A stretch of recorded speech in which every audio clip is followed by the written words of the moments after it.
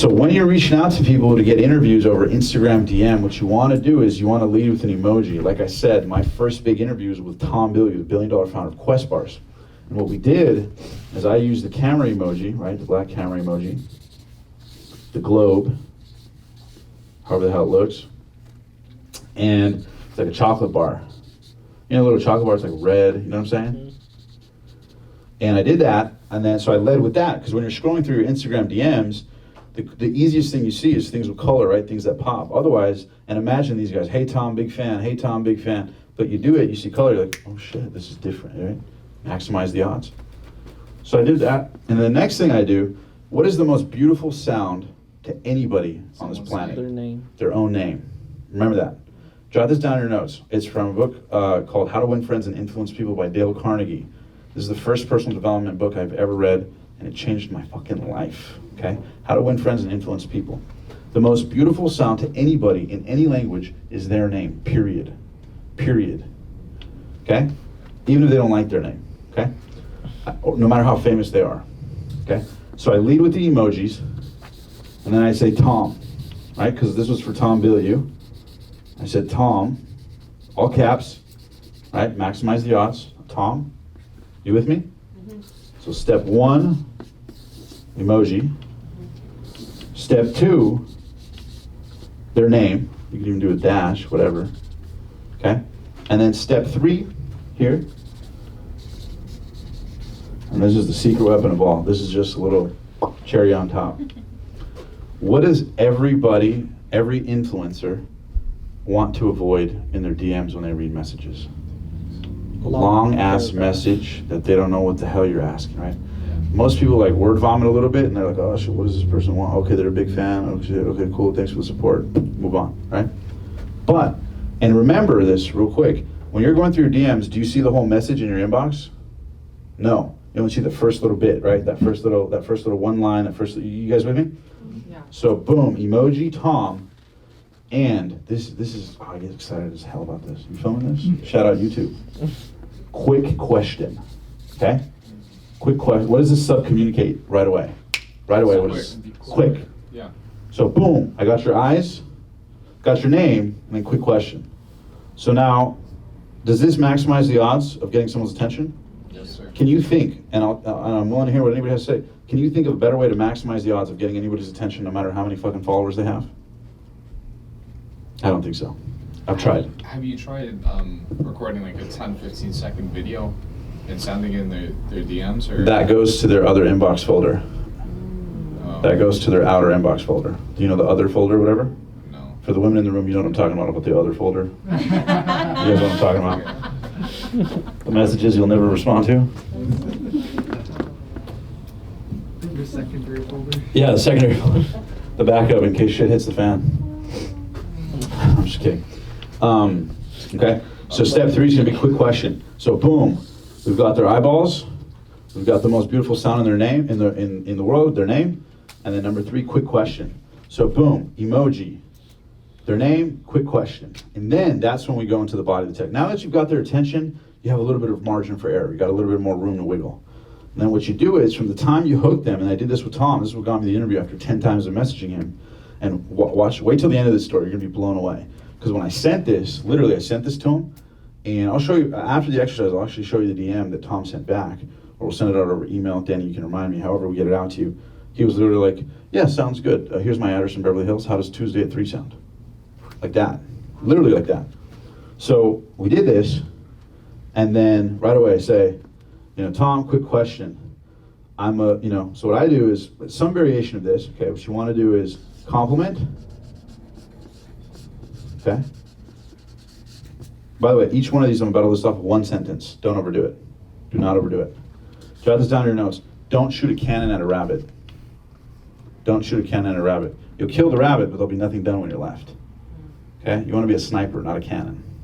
Okay? Precision. So compliment. Okay? You want to give them context.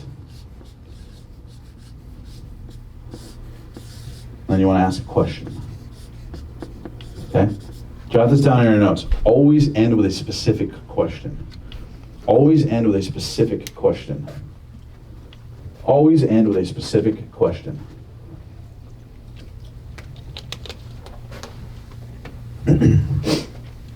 Always end with a specific question. So boom, emoji, Tom, quick question. Boom, we've got their attention. We maximize the odds. Compliment. Big fan of what you've been able to build with Quest over the last few years. That's freaking phenomenal. Boom. Whatever the hell I wrote. Something like that. You guys can fill in the blanks or make it your own. Context. I was actually inspired because da-da-da-da-da-da-da, and I started my podcast, da-da-da-da-da, and I know you're totally busy, right? This is another secret here. Bring up their objections before they do, okay? And I know I'm kind of intertwining here, but I'm going to go to the Grant Cardone story, which I'm going to get to in a minute. When I went to, when I stalked him basically, and I went to Beverly Hills, in my head, the 2 hours I was waiting outside the restaurant, I was like, fuck, okay, what are all the reasons that he's going to say no? I don't have a big podcast. He's going to say, how big is your podcast? How many followers do you have? Where is it? How many people listen to it? What's it called? Right? I just thought of every reason that he would say no, right? You're too small. So then when I met him, this was literally my pitch. I was like, hey Grant, pleasure to meet you, man. I drove 2 hours. I know you would normally say no, and I have a small audience, and you have absolutely no reason to actually do an interview with me because I'm so small. However, I was wondering if you'd still be willing to do it in spite of that. For 1 hour, if we came to you for a 1 hour interview in Malibu, it would mean the world to me. What's he going to do, say no and bring up the objections again? Remember, you cannot control things happening. All we can do is maximize the odds. We don't want to minimize. We want to maximize the odds. We want to maximize the odds. Okay? So when I do that, guess what? What's he going to say? What's he going to possibly say? He's going to say, no, those are all the objections you brought up. I won't do it. It's not going to happen. It's not going to happen. You're in real estate, right? Dave and Hytham, you're in real estate. How important is it to set expectation in the beginning and handle objections before they bring it up? Extremely important. Are you saying that? Are you just saying that? Or do you actually, is that integral to the sale? So if you can overcome the objection before the objection even comes up, then whatever your desired outcome is you're more likely to get that. Versus having to deal with the objection, now having to overcome that, then prolong the period of time, and then they're like, oh, I'll think about it. Dave, would you agree? Yeah, like third. How many people in this room have met salespeople you hated? Okay, how many people have met salespeople you love? What was the difference? They made you feel. How they made you feel? That their values were aligned with theirs. That you felt that they cared more about you getting what you want than they cared about getting the sale. You with me on that? And if you can bring up their objections, boom, they can relax. You give them permission to not doubt you. See, most of us, when we go into the world, we look for reasons why not to do things, right? For example, how many people in this room didn't go to the gym this week even though they know they should have? Okay? Nobody? You guys all went to the gym every single day this week? Phenomenal audience here. Okay. Well, chances are you'd be pretty embarrassed to share the fact that what your excuse was. Oh, I didn't have time. But I had time for Instagram for 2 hours at 2 in the morning. Right? You with me on that? So most of us are running around in delusion with this. Anyways, I went to Grant and I just approached him. I brought up the objections in advance, and I would encourage you to bring that up in the context part, just really quick. Hey, I have a small podcast, or I'm just launching, or I'm just starting. Even though you would normally say no to a podcast so small, I was wondering if you would make an exception, right? Because all we're doing is trying to maximize the odds. I was wondering if you make an exception because I really believe in what you're doing with this, this, this, and this. Remember, at the end of the day, no matter how much money anybody has, they're a normal human being with 10 fingers and 2 eyes, just like me and you. Am I making sense here? Yes. So no matter how big they are on social media, they're made out of the same skin and bones, same 2 eyes. Their bank account might be a little bit different, their following might be a little bit different, but they're just as imperfect as you. And one of the most powerful things when we go and do interviews is you see that a lot of these people, although they have a brilliance in a particular area, they also don't know what they're going to eat, they also don't know what to wear, they also going to argue with their significant other, right? They're just like me and you. They're perfect beings. So if you can appeal to that part of them and say, hey, I know you would normally say no, however, I was wondering if you'd be willing to make an exception, you'd be blown away how many people go, shit, that was damn, he's really honest. I really respect the fact they brought up something that I wanted to bring up. I'll go ahead and do it. And that will maximize your odds even further. So now you're just in a momentum of maximizing the odds. Boom, boom, boom, boom, boom, boom. And so that's how I did it. So compliment, hey, big fan of what you're doing. Context, I have a podcast, even though I know you would normally never do this. I was wondering if you'd be open to do a 1 hour podcast interview if we came to you, super simple setup. And by the way, when I scheduled this interview with them, I had no videography, like no team, no videographer, no audio, no nothing. My plan was just, let me just get the interview and let me figure everything else out. How many people have done that? You commit to some shit and you go, what the fuck did I get myself into? Okay? So I highly encourage you to do that. If you're scared to do that, otherwise you'll come up with some really convincing excuses, why not now? Why not now, right? Oh, well, I got to get the video guy. Well, I really want to save money. Oh, I want to get the, oh yeah, I'm working on my logo. How many people have worked on a logo for a business for more than a month? Right? How many people have spent more time working on their logo than working on their business? Okay, let's keep it real. And so what I ended up doing, I actually at that time didn't even have a logo, just context. So I just pinned it. I was like, fuck it, let me just put the time and then figure it out. And I did this over and I did this with all 3 of these interviews in particular. And so at the end, I got to the specific question. After doing all this, I said exactly what I asked. Remember, a specific question. Not, can I interview you? Not, would you be open to an interview? Not, I said, I would love to interview. Who would be the best person to talk to set this up on your schedule next week? You with me on this? I didn't say, can I interview? Who would be the best person to talk to set this up on your schedule next week? You guys with me?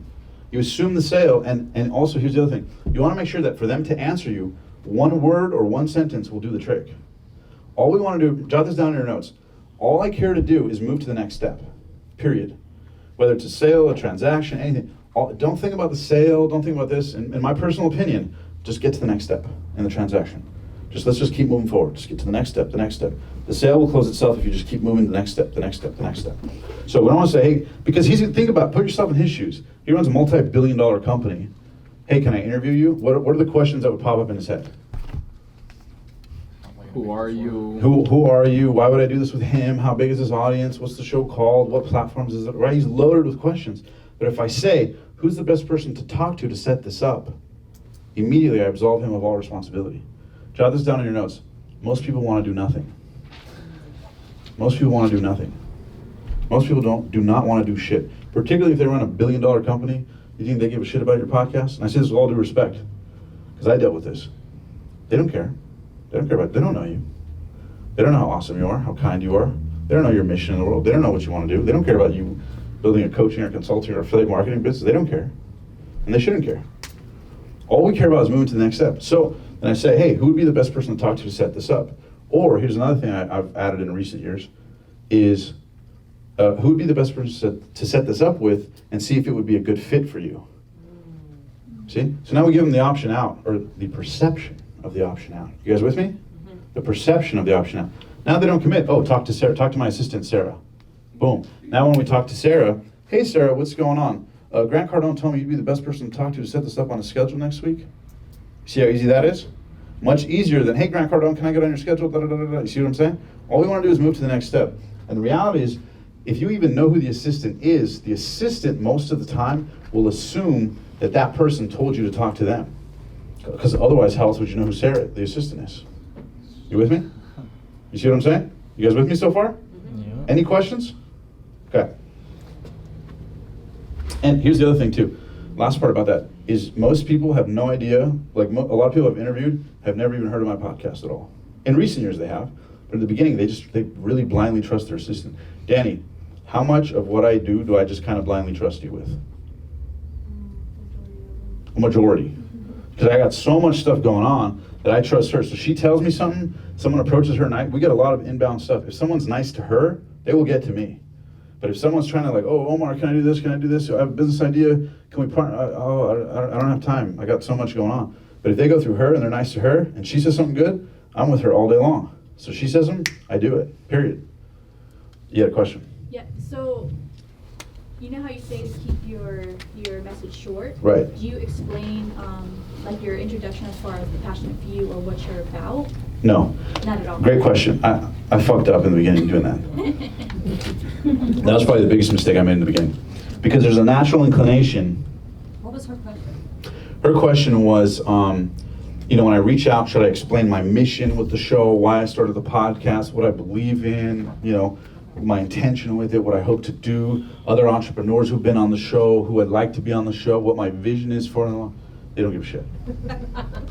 Because think about it.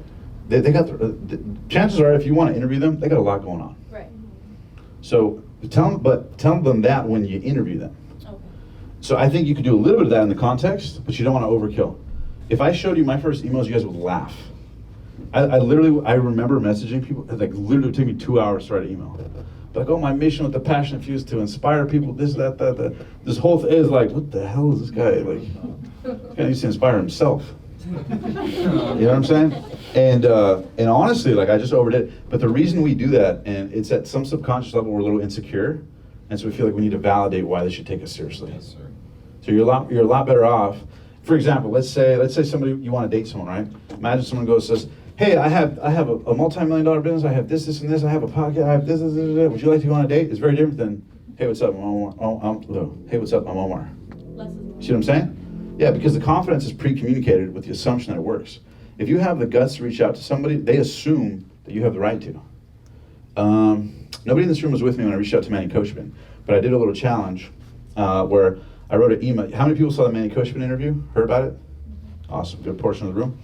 Okay, so when I reached out to Manny Coachman, I literally crafted an email that was super simple, and I chiseled at it and chiseled at it and chiseled at it and chiseled at it, sent it, and literally his response back was, "Yeah, sounds good. How's Tuesday at 3?" That was it. I didn't tell him about my mission and the goal and none of that. They don't care about that. Just efficient. Just assume, "Hey, I have a podcast interviewing entrepreneurs. I think you're awesome for it. Would be the best way to set it up on your schedule next week. Only takes an hour.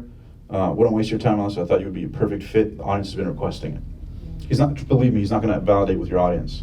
He's not going to go check in with them. Did you guys really want me on the show? Go ahead. I was going to ask, when sending emails, do you use your own domain, Omar Elattar, or do you use Gmail? Because in my business, I always use my business domain, you know what I mean? I get a better response out of it. I'll never use my Gmail, and I encourage my employees to use their the business domain instead. So do you have one? Do you recommend that everyone start a website alongside their podcast? You don't need it, but again, what's the rules, guys? Maximize odds. Maximize the odds, period. Life and business, you want to maximize the odds. So I have found that yes, if it has Gmail or Hotmail or Yahoo, you're probably a lot less likely to be taken seriously than if your name is in it or the name of your podcast is in it. But then again, there's a lot of other factors at play. I have gone interviews for Gmail. I didn't start the other thing till about a year ago, like maybe a year and a half ago. But the first year and a half, I did it without that. But great question though. So I would encourage you to do it. If money's a little bit tight, you don't have to. Don't stress about that. You could get a domain for like $5. Yeah. I mean, if you get a domain and an email address, I think it'll certainly help. Just make sure your name's easy to spell.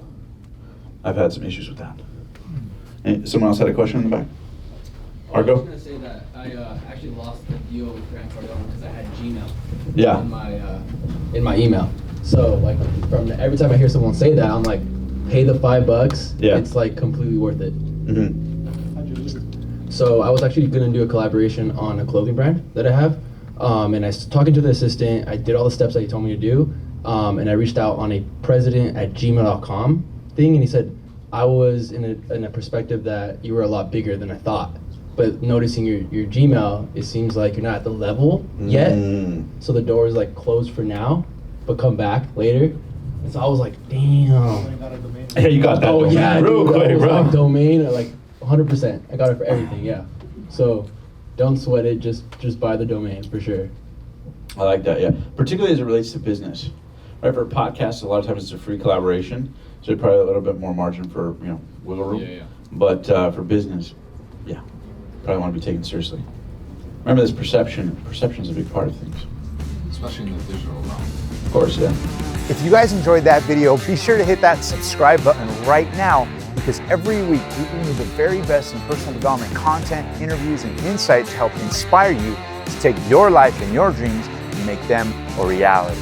And also, if you want to know how to book dream guests the same way I have, you can check the link below for my top 3 secrets. So if you have a podcast or a show or whatever it is and you want to collaborate with them, if you click that link below, I'll give you those top 3 secrets to help you get in touch with anybody. And also, don't forget that The Passionate Few is available on media platforms as well. So you can subscribe to the podcast. And until next time, thank you for being one of the Passionate Few.